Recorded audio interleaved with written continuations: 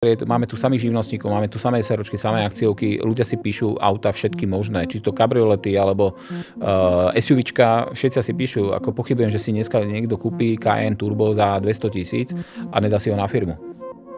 Plán Európskej únie zakázať predaj benzínových a naftových aut sa napokon realizovať nebude. Svedčí o tom vývoj autopriemyslu a aj rastúci politický tlak na zrušenie tohto ultimatívneho dátumu. Elektromobily sú pritom čoraz lepšie. Dôkazom je aj u nás vyrábaná Kia EV4, ktorú sme jazdili celý týždeň a okrem vyššej ceny jej nemôžeme vyčítať asi vôbec nič. Od mikrofónu pozdravuje Erik Stríž, počúvate podcast portálu Autobazar.eu a začíname teraz tým testom Kia EV4. Kia nám poskytla na týždenný redakčný test nový model EV4. Je to hatchback, ale vyrába sa aj ako fastback, no táto verzia hatchback vyzerá plus minus ako taký crossover. Napokon aj výška podvozka je až 14 cm. Pri spustení výroby v tepličke nad Váhom v Žiline sme boli aj my, bolo to v septembri, a teda aj tento kus, ktorý sme mali možnosť jazdiť, bol ešte horúci z výroby a bolo to cítiť, ten interiér je naozaj krásny, priam luxusný, tie povrchové materiály a celkový pocit z kvality vyhotovenia detailov je naozaj vynikajúci. Nie je tu ale tá príznačná aróma koncernových nových aut. To asi aj je dôsledkom využívania recyklovaných a dlhodobo udržateľných materiálov, že sa jednoducho neodparujú lepidlá a farby. Dojem čerstvo vyrobeného auta sme ale cítili aj z reakcií okolia, pre ktorých bola EV4 úplnou novinkou.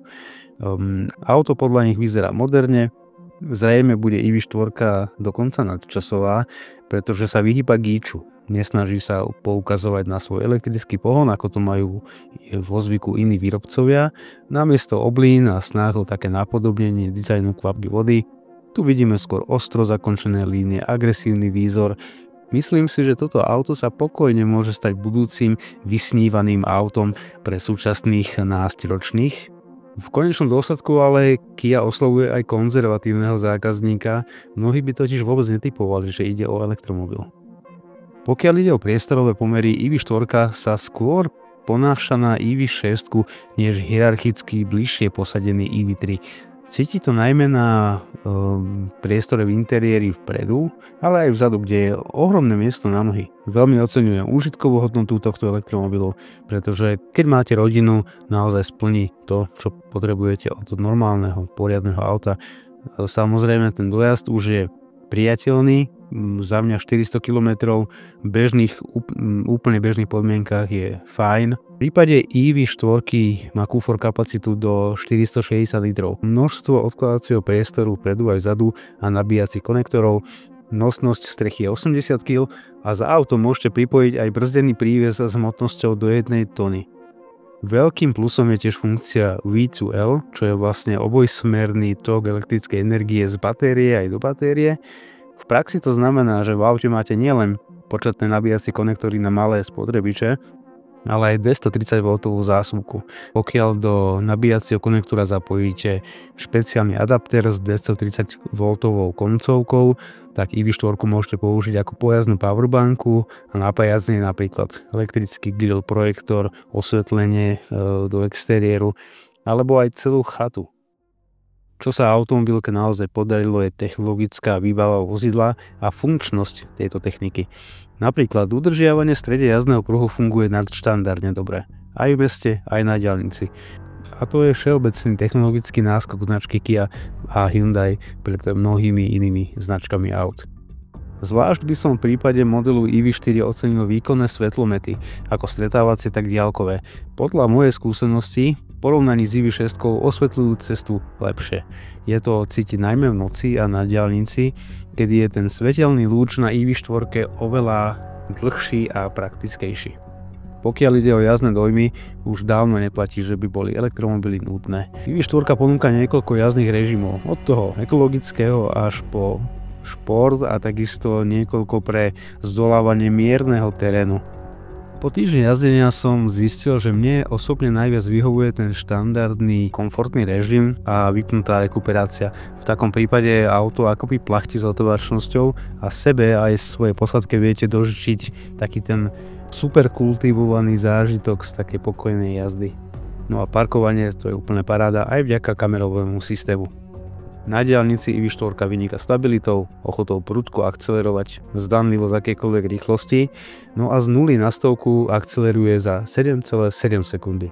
Pokiaľ by ste si chceli kúpiť IV4 s pohonom všetkých kolies, tak vás trošku sklamem. Aktuálna ponuka zahŕňa len verzie s pohonom predných kolies a iba jedným nastavením výkonu, a to 150 kW, takže 204 koní. Krútiaci moment je ale naozaj pôsobivý, 283 Nm už pri tej úplne najnižšej verzii, čo znamená, že pri neobsadenom aute budete naozaj cítiť poriadnu akceleráciu, poriadny tlak do sedadla, môžete sa predvádzať pred kamarátmi a pred kolegami.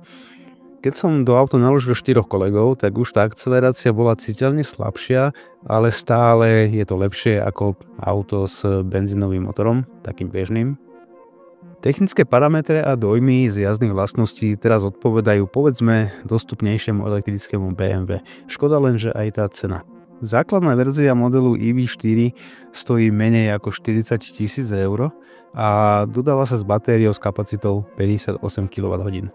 No nami testovaný model s tou 81 kWh batériou stal už závratných 52 770 eur.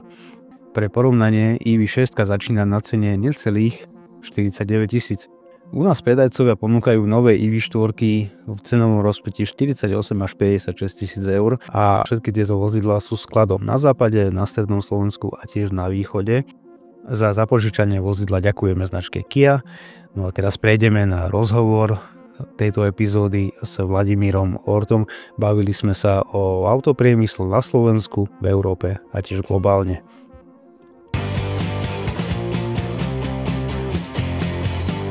Začiatkom novembra inzertný portál Autobazar.eu zorganizoval tlačovú konferenciu pre médiá a pre širokú verejnosť. Rozprávali sme sa s našimi partnermi zo spoločnosti Cebia, ktorá overuje históriu vozidel, o tom, aké sú nové taktiky podvodov na trhu s jazdenými vozidlami, napríklad omladzovanie vozidiel alebo zakrývanie skutočného pôvodu a počtu majiteľov.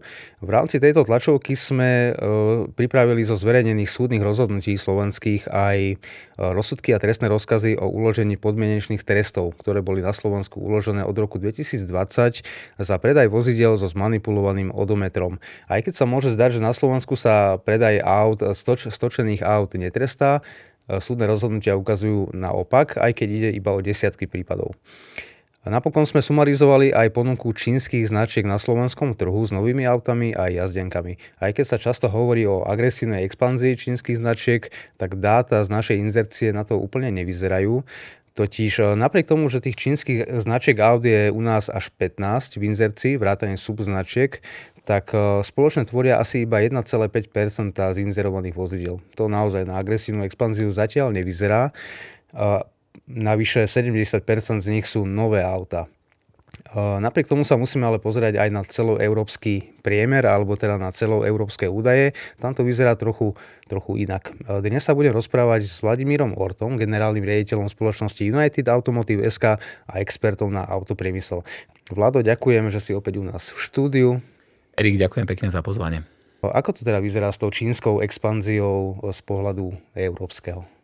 Tak v prvom rade mali by sme si trošku širšie perspektívy vysvetliť.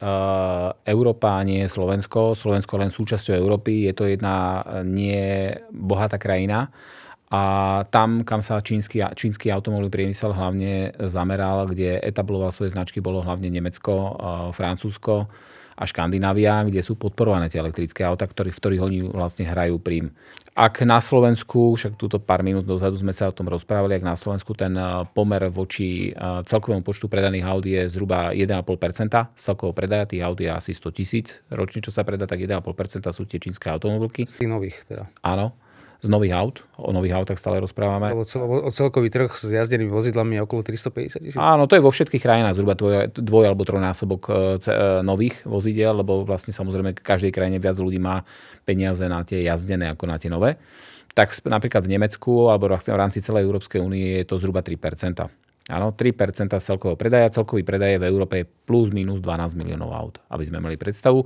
Čiže X automobiliek, ktoré pôsobí v Európe, zhruba predali, alebo predajú tento rok okolo 350 000 čínskych, alebo respektíve naturalizované sú Volvo, MG a tak ďalej. Áno, potom sú čisto čínske autá ako BYD, Dongfeng, Leapmotor, novovznikajúce alebo nové automobilky, ktoré súpli do Európy ako Omoda a tak ďalej. Áno, ono sa teda v minulosti hovorilo, že čínske vozidlá sú predovšetkým tie elektrické, ale tá súčasná ponuka automobiliek z Číny ukazuje skôr opak, že napokon sa vedeli etablovať aj so spaľovacími motormi. Je to pravda, ako principiálne v tom, čom čínsky výrobcovia konkurujú tej Európe a v čom sú najrýchlejší a najsilnejší, je vlastne tá elektrika, lebo tie elektrické autá sú na tú výrobu a na to technické celkovo prípravu toho vozidla výrazne jednoduchšie ako klasické konvenčné, alebo moderne hovoriť ICE auta. Ale samozrejme oni si všimli to, čo sa v tej Európe deje a že vlastne všetky tie zelené díly v zásade sú nejakým spôsobom pozdržané a začali predávať v Európe aj benzínové, aj plug-in hybridné auta a hybridné auta. Takže áno, je to pravda, ale v tom, čom oni hlavne ten príjm majú, sú práve elektrické autá, s tými benzínovými a hybridnými motormi nie sú tak ďaleko, ako sú tradiční výrobcovia. To vám musím potvrdiť aj z také osobnej skúsenosti. V uplynulých týždňoch sme u nás v redakcii testovali napríklad Omodu 5, Omodu 9 alebo Jayco 7. Jayco 7, a to sú boli auta práve s benzínovými motormi a prípadne plug-in hybridy. A tam musím povedať, že zatiaľ čo pri elektromobiloch som z čínskych aut pomerne nadšený, tak pri tých spaľovacích verziách to je také bežné auto. Presne tak, ten technologický vývoj, takto. Treba si hlavne jednu vec uvedomiť. Európski alebo zavedení výrobcovia viac ako 100 rokov vyrábajú auta. Čiže majú technologické zázemie proste z jedného motoru do druhého motoru a stále niekde sa to vyvíjalo. Elektromobily je niečo, čo malo vzniknúť na zelenej lúke a principiálne nemalo mať nič spoločné s konvenčnými palivami. Čiže je to úplne o niečom inom a spájať tieto dve technológie spolu je v zásade ako keby sme spájali noc a deň. Takže v tom, čo oni začali ako najnovšie a kde sú oveľa ďalej, ako sú tu európski výrobcovia, alebo tradiční výrobcovia nazvime, tak tam sú oni veľmi dobrí. Ak oni majú naskočiť do vlaku typu zavedení výrobcovia, tak s tými autami samozrejme nemajú až také vynikajúce výsledky, čo sa týka spotreby, emisí, tichosti motora, výdrže a všetkého ostatného, lebo v podstate sú naozaj noví a oni tie skúsenosti nemajú. Stále otázkou tá spoľahlivosť. Tá spoľahlivosť je veľmi častou otázkou. Viete, treba si jednu vec povedať, že tých čínskych výrobcov tu ešte pred pár rokmi bolo okolo 240. Aktuálne tých výrobcov je okolo 110 a vyzerá to tak, že do 5 rokov ich bude 30. Čiže tam je obrovská konsolidácia v automobilovom priemysle, obrovská konkurencia, ktorú si ani tuto v Európe nikde na svete nevieme predstaviť. A celé toto konkurenčné prostredie vzniklo za 40 rokov. Áno, oni pred 40 rokmi všetci chodili na bicykloch a boli len vládne limuzíny. Povedzme si príklad, aká automobilka v Európe vznikla za posledných 40 rokov. Nová, na zelenej lúke. No žiadna. Čiže principiálne tá inovácia je tam extrémne rýchla. Ani jedna automobilka európska? No a povedzte mi, akú. Neviem, nenapadne. No neviem o žiadnej, áno. Čiže ono v podstate väčšina tých tradičných automobiliek, akože oni založili nejakú elektrickú divíziu, ale stále na to pozerajú a to je najväčší problém inak. Stále pozerajú na tie elektrické autá z pohľadu tých konvenčných aut. A to je úplne niečo iné. Vráťme sa tej otázke, ktorú ste dali, kvalita čínskych automobilov. Čiže ešte raz, tak ako je tých 240, dneska 110 automobilov a bude ich 30, tak samozrejme existujú medzi nimi tí lepší a tí horší. Ja dneska nepoviem, že práve táto automobilka je lepšia alebo horšia. V každom prípade definitívne veľa tých čínskych automobilov dneska je naozaj na veľmi dobrej kvalitatívnej úrovni. Neviem dneska posúdiť, že ako budú jazdiť o 10 rokov, pretože ani oni tých 10 rokov tých skúseností nemajú. Určite stojí za podotknutie toho, že oni nerobia testy ako tradičné automobilky typu Sahara, Severný pól a podobne. Všetko robia vo virtuálnom priestore, preto vlastne aj šetria veľmi veľkú časť nákladov na vývoj tých automobilov. No a samozrejme, pokiaľ dojde k nejakému problému, tak oni ho sa snažia odstrániť, akurát, že budete chodiť permanentne do servisu a budete to musieť robiť. Čiže taký bežný spotrebiteľ pravdepodobne nepocíti ten problém. Ak to samozrejme robíte v nejakom veľkom množstve a chcete mať kvalitnú službu, tak to veľký problém je. Takže generálne by som ani nepovedal, že čínske automobily dneska v tom stave po tých 30-40 rokoch vývoja, že by oni tie elektrické auta mali nekvalitné, ale samozrejme automobilka od automobilky. Tak by som to posudzoval. Blíži sa koniec tohto roka a to je taký dobrý čas na sumarizovanie. Ono sa často v médiách zmieňovalo, že tento rok je taký zásadný, prelomový, budú nejaké prielomy, čo sa týka zostavy trhu s novými vozidlami, presne Čína versus Európa versus Spojené štáty. Dá sa povedať, že sa v tomto roku práve naopak, že v autopriemysle niečo podarilo, alebo sa viac menej naplňajú tie predpoklady z 24. Takto je asi, keď sa pozrieme na globálny pohľad, povedzme si globálny pohľad, európsky pohľad, slovenský pohľad. Globálny pohľad, Čína vyrába, alebo tento rok vydodá okolo 35 miliónov zo 100 miliónov vyrobených aut celosvetovo. Takže najväčší výrobca ako krajina. Viac ako tretina. Presne tak. Spojené štáty 10 miliónov, Japonsko 9 miliónov, 8 miliónov India. Áno, toto a ďalej nebudeme vysvetľovať. Samozrejme, že sú trhy, domáci trh Čína, ten je v totálnom pretlaku, tak ako nehnuteľnosti, keď sme čítali nejaké články, že tam padol trh s nehnuteľnosťami, lebo sa proste príliš veľa stavalo a nemal to kto kupovať. Ten istý princíp je dneska z automobilmi, je extrémny pretlak. Výrobcovia majú problém. Nielen, že čínska vláda podporuje automobil priemysel a elektromobily, ale zároveň ešte lokálne vlády. Tie lokálne vlády medzi sebou súťažia, čiže veľakrát to auto sa predáva zo stratou alebo dostane dotáciu od nejakej lokálnej vlády. Veľmi veľa aut sa predáva ako zánovné a následne ich vyvážajú do okolitých krajín v Ázii. To znamená, absolútne zaplavujú celý azijský región, Indonézia, Filipíny, Vietnam a tak ďalej. A samozrejme krajiny, ktoré v zásade až tak v minulosti neboli obsadené tými tradičnými výrobcami, ako je napríklad Stredný východ. Irán, Irak, Saudská Arábia a tak ďalej. Čiže tam, keď niekto príde na dovolenku, tých čínskych automobilov naozaj vidí strašne veľa, pretože tí ľudia neboli nejak naviazaní. Tá Európa je trošku, samozrejme, vrácame sa teraz do Európy, tá Európa je trošku iný koláčik. Európa minulý rok zaviedla clá na čínske autá, ktoré v závislosti od toho, ako ich oni splnili, od 20 do 30%. Principiálne napriek tomu tie autá dneska majú dobré ceny. Ľudia, ktorí v minulosti nakupovali autá značiek ako je Daewoo a podobné, tak v zásade to boli väčšinou ľudia, ktorí si kúpali auto na 10-20 rokov, tak v podstate nemajú problém prejsť do týchto aut, pretože principiálne sú cenovo výhodné a v zásade najväčším motivátorom pre tých ľudí je cena. Rozumiem, no ale teraz je clá európske voči čínskym vozidlám sa týkali iba elektromobilov, ak sa nemýlim. Nemám ten pocit, že sú to len elektromobily. Som presvedčený, že sa týka... Takto, mám za to, že sa to týka všetkých automobilov vyrobených u nich, ale na toto by som akože 100% nedal akože ruku. Nechcem tu dávať nejaké dezinformácie, alebo principiálne 80 až 90% aut, ktoré predáva Čína v Európe, sú elektrické a plug-in hybridy.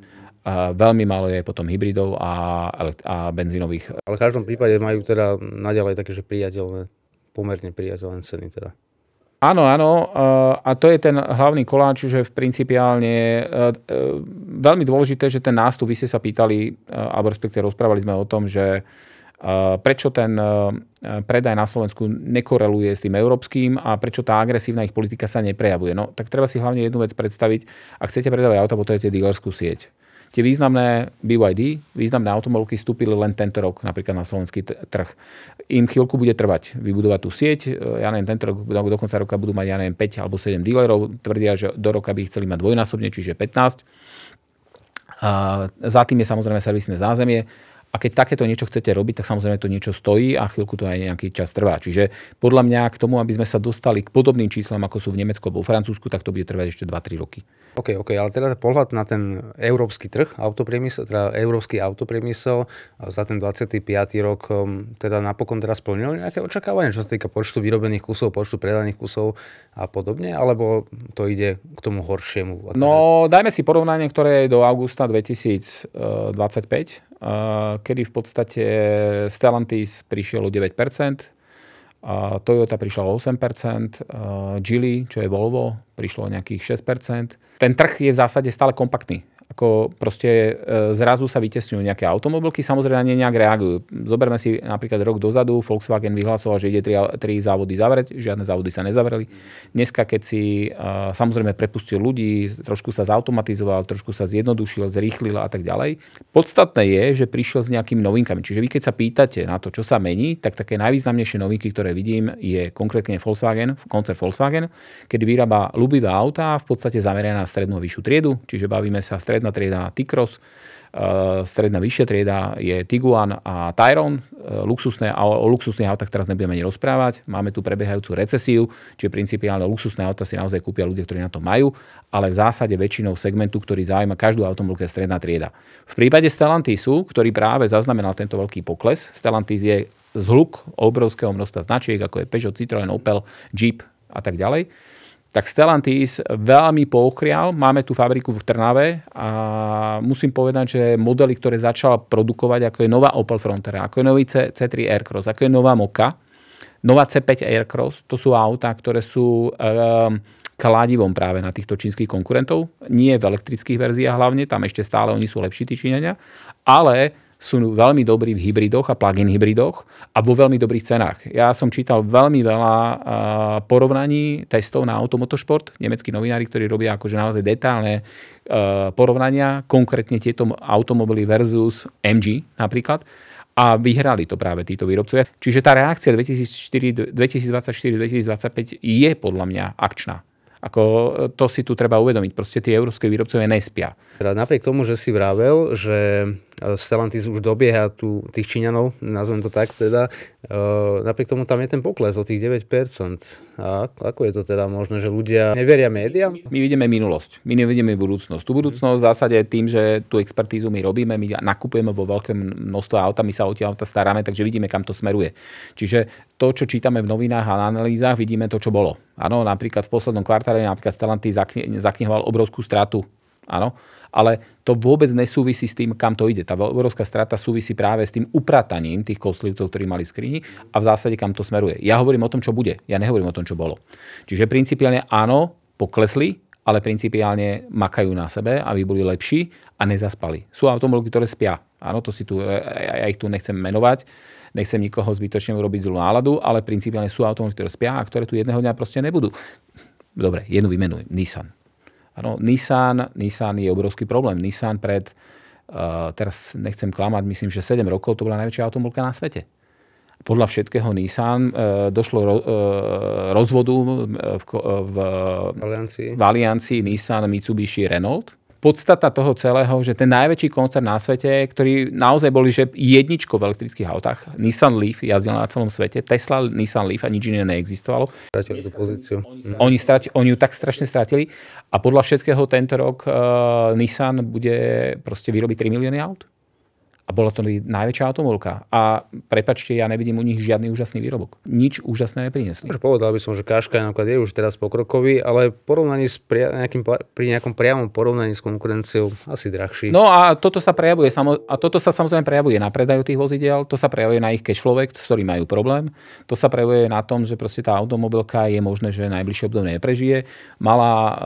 Boli veľké rozhovory medzi Hondou a Nissanom. Honda povedala, budete súčasťou Hondy. Na to ľudia v Nissane veľkí hrdí povedali, že oni nechcú byť súčasťou ničoho. No a ťažko povedať, že čo bude. Podľa mňa ten boj je veľmi dramatický na globálnom trhu a v zásade budú padli. Tak si tu povedzme, každá vojna má nejaký víťazov a nejaký padlých a budú nejakí padlí. Ja si nemyslím, že nejaká značka zanikne, ale stane sa súčasťou nejakého koncernu a nebude mať tú nezávislosť, ktorú dneska napríklad Nissan má. Ja tu nechcem predpovedať niečo, čo sa stane, ale s tým Nissanom to naozaj není veľmi dobre. Rozumiem, ale teda ten 25. rok nepriniesol takéto dramatické zmeny zatiaľ. Zatiaľ nie. Ja si myslím, že ten dramatický rok bude 2026 a teraz nielen na Slovensku, ale v celej Európskej únii. Máme tu zadlžené Rakúsko 86% HDP, zadlženie, máte tu Francúzsko 136%. Slovensko tu má konsolidáciu jednu za druhou a tretia konsolidácia v zásade výrazne spomalí rast. Takže asi si dovolím povedať možno ako prvý človek, a nejsom ekonóm a nejsom aj z Národnej banky Slovenska, ale podľa mňa tu máme prebiehajúcu recesiu. To je definitívne, čo tu je. Ľudia prídu o peniaze, proste sociálne zdravotné výdavky, konsolidačné transakčné dane, ktoré sa proste pripíšu, špeciálne odvody z finančných operácií, poisťovne banky. Toto všetko v priemerne každému jednému človeku zoberie od 500 do 800 eur v priemernej mzde, 2,5-3 tisíc. A toto samozrejme bude mať vplyv, a keď sa tu bavíme o autách, ale samozrejme na všetky iné tovary dlhodobej spotreby, bude to mať vplyv na spotrebu, respektíve nákup tých tovarov. To si tu reálne, toto není, že tu straším niekoho, to je tu reálny fakt, ktorý príde a niekto si to už dneska uvedomuje a snaží sa do konca roka kúpiť auto, lebo budúci rok na firmu odpíše len polovicu. Ale samozrejme ten fakt prichádza a nie každý má dneska presne na to cash a tak ďalej, aby si to zariadil. Toto bola jedna z tých mojich ďalších otázok, že ako vlastne to reálne vyzerá s tou konsolidáciou verejných financií a tak často medializovaným odpočtom DPH, ktorý bude vlastne nižší od 1. januára 2026. Tam vlastne ide o to, že pokiaľ sa vozidlo používa aj na súkromné účely, teda firemné vozidlo, čo je teda obrovská časť podnikateľov, ktorá takto funguje, tak tam ten odpočet sa zníži teda zo 100% DPH na 50%, ako keby teda na polovicu DPH, ak tomu rozumiem správne. Správne tomu, Erik, rozumiete, ale má vlastne táto zdanlivo, že však DPH to tvorí len určitú časť celkovej hodnoty toho vozidla, teda tej nákupnej ceny a to má naozaj taký potenciál zatriasť tým trhom s novými vozidlami na Slovensku? Ale to nie je len DPH. To je všeobecne konsolidácia ako taká. Áno, zdravotné odvody, DPH a tak ďalej. Odpočet DPH nebude len odpočet DPH na aute. To bude aj z benzínu, aj z opravy. Principiálne to bude zo všetkého, čo sa týka toho auta. Čiže keď si dneska zoberieme, že priemerné auto, nové, stojí 25 000 bez dane, áno, tak principiálne bavíme sa o 5 000, ale kúpite pneumatiky zimné a tak ďalej. Takže tá suma je dosť veľká. A zase sa tu bavíme o strednej triede a stredná trieda sa niekde nachádza okolo 2,5–3 tisíc hrubého. Ide sa im zobrať zhruba 500 až 800 eur z tej mesačnej výplaty. OK, ale to teda, že budú znížené odpočty DPH v prípade nových vozidel u firiem, tak to nejako ovplyvní bežného spotrebiteľa, fyzické osoby, súkromníkov? No takto. Takže teda nepočítam do toho konsolidáciu. Či to súkromnú osobu, takto, povedzme si, predá sa tu zhruba 100 000 aut, zhruba 15 000 aut sú súkromné osoby nákup. Zbytok je podnikateľský sektor. Podnikateľský sektor máme tu samých živnostníkov, máme tu samé SROčky, samé akciovky, ľudia si píšu auta všetky možné, či to kabriolety alebo SUVčka, všetci si píšu, ako pochybujem, že si dneska niekto kúpi Cayenne Turbo za 200 000 a nedá si ho na firmu. To auto je aj znevýhodnené pri predaji, áno.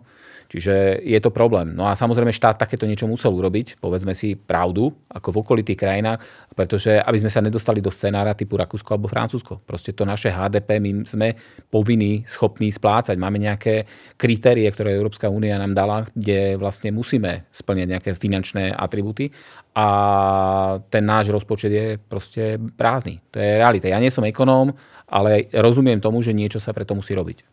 A teda jedna z tých ciest, ako sa firmy môžu vyhnúť tomu, že budú ako keby strácať viac peniazy ako v minulosti, je, tak dlhodobo sa hovorí o tých prenajmoch vozidel, že vlastne nie vlastníctvo vozidla, ale práve prenajímanie si ho na ako keby mobilitu ako službu.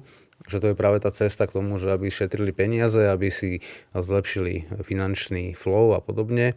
To je stále teda aktuálne? Alebo je to teraz aktuálnejšie práve vďaka tejto konsolidácii?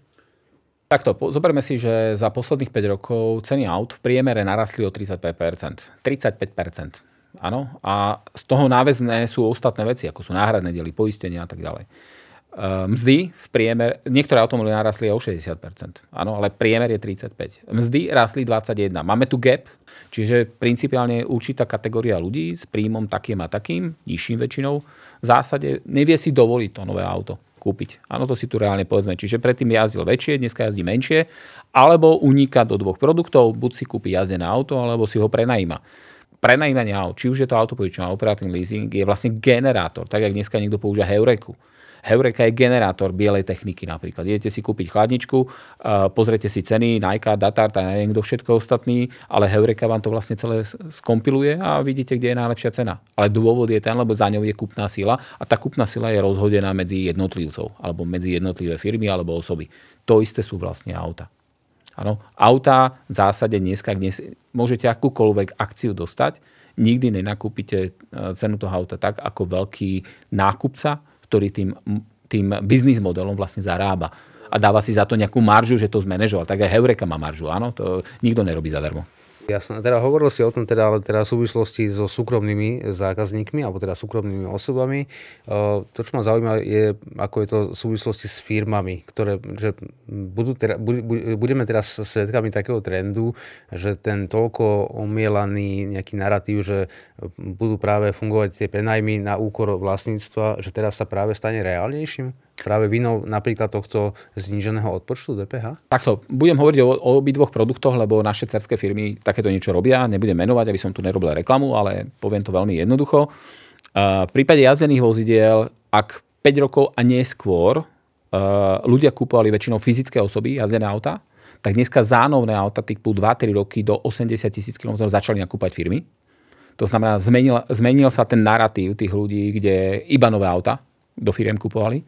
To je prvá zmena. Druhá zmena je, ak napríklad naša jedna dcerská firma robí strednodobé a dlhodobé prenájmy, dodávala, 5 rokov dozadu 30 aut mesačne, nových, na nejaké dlhodobé produkty, tak dneska ich vydodáva 150. Takže zmenilo sa to? Áno, zmenilo sa to. Tým ľuďom to dochádza. On proste v peňaženke má menej a v zásade to, čo ja tu dneska ako expertízu hovorím, má dve možnosti. Buď bude dlho šetriť a bude strašne veľa výdavkov, veľmi veľa výdavkov bude dávať za vôbec prevádzku toho auta, od parkovacej politiky, konsolidačných daní, DPH-čiek a ja neviem čoho všetkého, alebo v zásade unikne stále do vlastníctva, ale do jazdeného auta, alebo pôjde do prenájmu, kde v podstate stále má pekné voňavé auto každé 1, 2, 3 roky a principiálne niekto sa mu o to stará a on je ochotný mu za to nejakú malú maržu nechať a za to mu to celé prevádzkuje. A v konečnom dôsledku je to stále lacnejšie, ako si kúpiť nové vozidlo. To netvrdím ja, ale to tvrdia štatistiky. Napríklad najväčší trh v Európe, kde tie prenajmy najviac idú, sú to tzv. Private lease a firemné leasy, je Holandsko, kde nadpolovičná väčšina vozidel, ktoré sa predá, sú práve tieto programy. Holandsko, Belgicko, Nemecko a tak ďalej.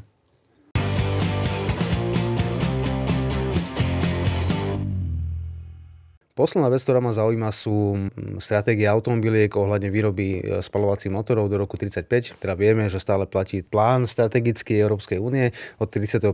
sa nebudú môcť už registrovať nové vozidlá so spaľovacími motormi alebo s emisiami, tak je to nejako definované.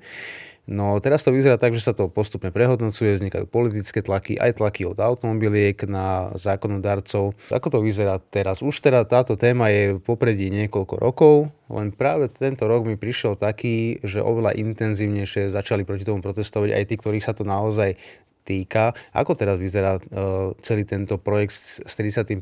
rokom? Neskončí to napokon ako úplné fiasko? Takto ono v konečnom dôsledku, ten termín je fiasko. A je veľká škoda, že Európska únia toto není ochotná prijať. Pretože veľa ľudí má bude to, nebude to. Ale principiálne, keď vnímate všetky kroky, ktoré sa dejú dneska, tak všetky kroky tomu nasvedčujú a z 99,9% pravdepodobnosťou vám hovorím, že 2035 je koniec ten termín. Takže to je prvá vec. Samozrejme, nie je to nikde napísané, ale vám to dopredu hovorím, pretože celý ten Green Deal a všetko to, čo sa deje, je postavené vlastne na tom, že budú sa vyrábať elektrické autá, budú bezemisné, tie automobilky samozrejme na to nie sú pripravené, následne skolabuje európsky trh, bla bla bla bla bla. Ale podstata toho všetkého je samozrejme aj obava z čínskej konkurencie a samozrejme všetko, čo sa deje za Atlantikom, lebo ten Atlantik to v zásade, alebo respektíve tá krajina za Atlantikom, Spojené štáty to v zásade nejakým spôsobom manažujú. Áno, to si povedzme. A súčasná administratíva Spojených štátov vlastne nie je veľmi naklonená elektrickým autám.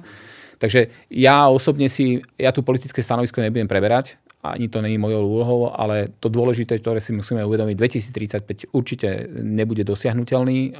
Ja verím tomu, že tu budú elektrické a plug-in hybridné autá. Som o tom presvedčený. Proste to životné prostredie máme naozaj že vo veľkom probléme a tie elektrické autá sú zatiaľ lepšou alternatívou tým ICE, voči tým ICE tradičným pohonom. Ale myslím si, že to bude pozdržané. V podstate už veľmi veľa tých vyhlásení znamená, 5 rokov dozadu všetci vyhlásili, do takého roku prestaneme vyrábať a tak ďalej a tak ďalej. Ako som spomenul, my nakupujeme tých aut veľmi veľa. Zrazu auta, ktoré sa nemali vyrábať, zase sa vyrábajú, alebo respektíve kontinuálne sa ďalej vyrábajú. Absolútne nič tomu nenasvedčuje a v podstate tie automobilky sa tomu prispôsobili. Takže myslím si, že tie elektrické a plug-in hybridné auta určite tu budú. V zásade najlepšia verzia pre kupujúceho, ak hovoríme o novom aute, Ja by som momentálne do elektrického auta nenastupoval vzhľadom na absenciu dotácií zo strany štátu, lebo v mnohých európskych štátoch je dotácia. A potom... Že by si nekupoval. Nekupoval by som to, lebo tá dotácia na Slovensku neexistuje dneska a akékoľvek auto kúpite, jedného dňa ho budete predávať. No a potom vám príde auto z Dánska, z Nemecka, z Francúzska a zrazu to auto je lacnejšie o 7 000 a to vy budete musieť znášať. Takže principiálne podľa mňa by mala byť celoeurópska iniciatíva, kde ak chceme, aby tu boli elektrické autá, tak dotovať v celej Európe, rovnaké podmienky a v tom okamihu je to OK.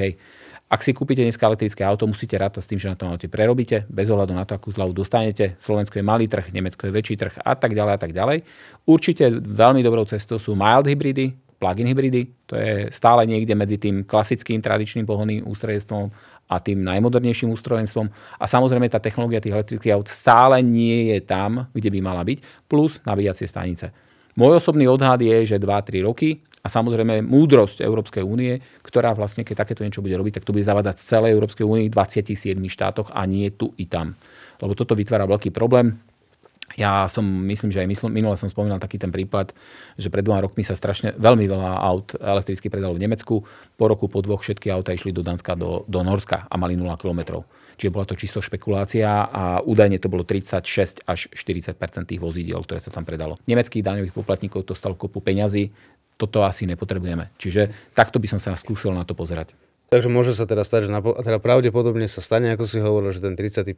rok bude nejako ešte... Ja tomu neverím, že 35. bude dodržaný. Som o tom presvedčený. Je to príliš blízko a ten rozbeh automobiliek, ktoré začali vyrábať tradičné pohonné ústrojenstva, je taký, že proste to bude.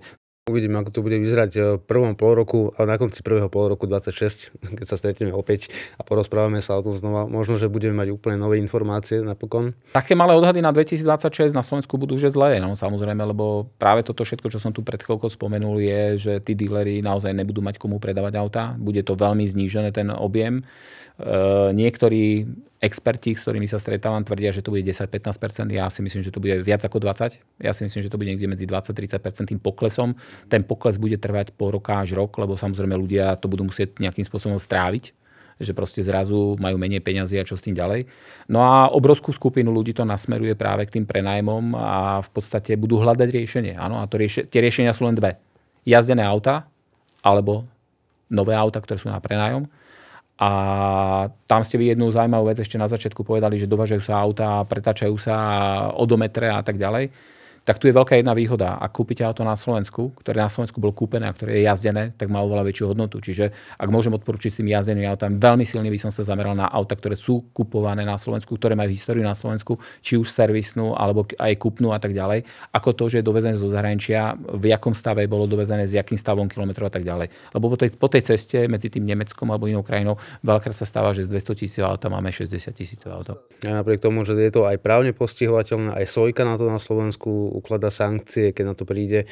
Napriek tomu sa to teda stále deje. A je to aj dlhodobý apel spoločnosti Cebia, s ktorou teraz spolupracujeme a ktorá dlhodobo upozorňuje na to, že práve podvody s týmto pôvodom sú stále reálne. A teda takisto aj teraz stáčenie kilometrov. Preto treba preferovať nákupy na Slovensku. Z pôvodu Slovenska. Ešte raz ďakujem, že si prišiel k nám do štúdia. Ďakujem za pozvanie. Za mňa to bolo opäť cenné rozprávanie a niekedy v polovici budúceho roka si to prejdeme opäť, že ako sa to celé vyvinulo.